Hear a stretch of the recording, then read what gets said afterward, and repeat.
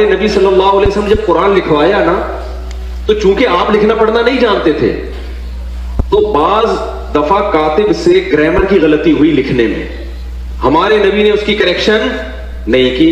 آپ کو نہیں پتا چلا کہ گرامر کے لحاظ سے یہ غلط لکھا ہوا ہے, وہ اب تک اسی طرح لکھا ہوا ہے. سمجھ رہے کہ نہیں سمجھ رہے؟ مثال کے طور پر بہت ساری مثالیں اس کے قرآن میں. سورہ اقرا بسم ربک الذی خلق میں کیا آتا ہے؟ کلا لئن لم ینتہی لنسفعا بالناصیہ. اللہ کہتے ہیں اگر یہ کفر سے باز نہیں آئے ہم ان کو پیشانی کے بالوں سے پکڑیں گے قیامت کے دن. تو یہاں ہے لنسفعا. جتنے بھی علماء یہاں بیٹھے ہوئے ہیں ان کو پتہ ہے لنسفعا یہ لام تاکید ہے اور آخر میں نون تاکید ہے.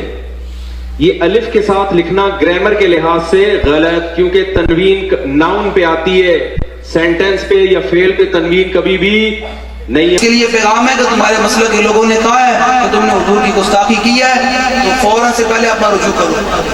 ہم عقیدہ رکھتے ہیں صحابہ نے بالکل اونجی لکھیا جنہیں مصطفیٰ نے لکھایا ہے, اور میرے نبی نے قرآن اونجی لکھایا جنہیں عرش والے نے پڑھایا ہے. اللہ نے اپنے نبی دا استاذ فرش پہ پیدا ہی نہیں ہونے دیتا, زمین پہ پیدا ہی نہیں ہونے دیا. کیوں؟ حضور خود معلم انسانیت ہے. اگر حضور زمین سے کسی سے پڑھتے تو اودا استاد بھی زمین تے ہونا سی. امی کا معنی یہ ہے کہ جو کسی استاد کے پاس نہیں پڑھا, کسی اسکول مدرسہ انسٹیٹیوشن میں نہیں پڑھا, تو بس کسی انسٹیٹیوشن میں نہیں گیا تو وہ ان پڑھ تو نہیں ہو گیا, وہ اللہ سے پڑھا ہے. ہم بندے بندوں سے پڑھتے ہیں, اللہ کا نبی اللہ سے پڑھتا ہے. تو ہم لوگوں سے پڑھ کر علم والے پڑھے ہوئے ہو گئے, اور جس نے خدا سے پڑھا ہے اس کو ان پڑھ کہیں, یہ کتنی بڑی ان پڑھوں والی بات ہے, جہالت کی بات ہے. مسعود صاحب کے لیے میری ریکویسٹ یہی ہے کہ ایک تو دو معافی کی ایک ویڈیو اپلوڈ کریں, کیونکہ ان کے اپنے مقبے فکر کے بھی بڑے بڑے علماء انہیں کنڈیم کر رہے ہیں, اتنے سخت انداز میں نہیں, لیکن بہرحال انہوں نے یہ مانا ہے کہ یہ گستاخی ہوئی ہے. رے بریلوی حضرات تو وہ تو موقع کی تلاش میں تھے, تو میں وہابی فرقے کے علماء وہ گلے پھاڑنے والے جو کل تک سپورٹر تھے مفتی طارق مسعود صاحب کے, بالکل سانپ سونگ گیا ان کو. وہ ان کے حق میں دو جملے بولنے کے لیے تیار نہیں ہے.